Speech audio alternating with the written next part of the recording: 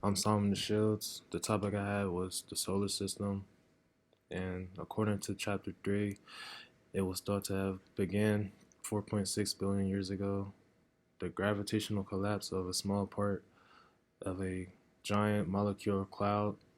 The collapsing happened in the center, which created the sun,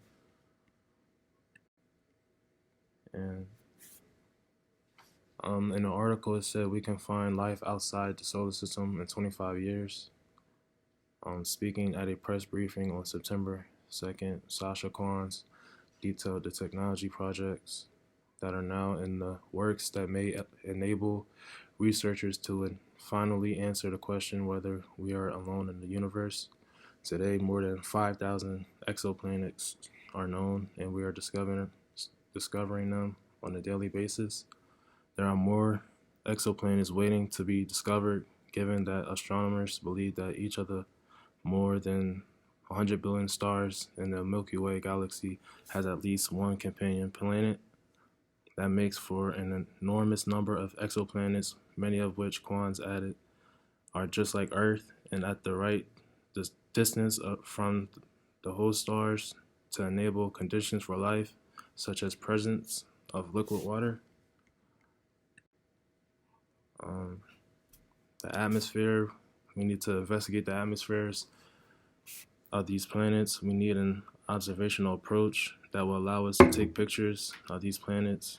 The James Webb Space Telescope, which was not built to study exoplanets but to look for the oldest stars in the universe, has already delivered a string of breakthroughs in exoplanet research, including detecting carbon dioxide and water in the atmospheres of several of them.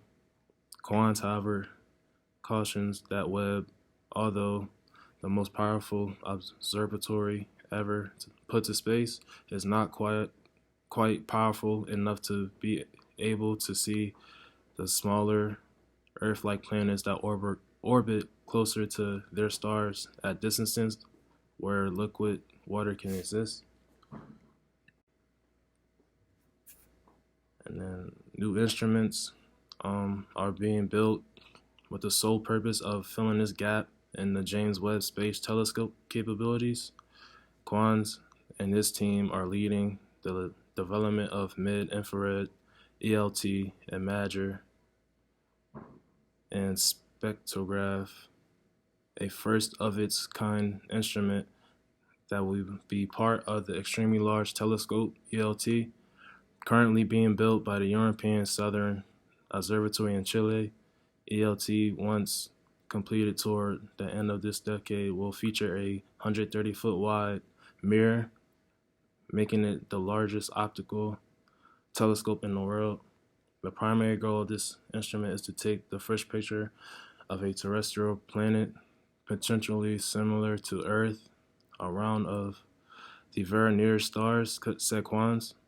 But our long-term vision is to do that not only for a few stars, but for dozens of stars, and to investigate the atmospheres of dozens of terrestrial exoplanets.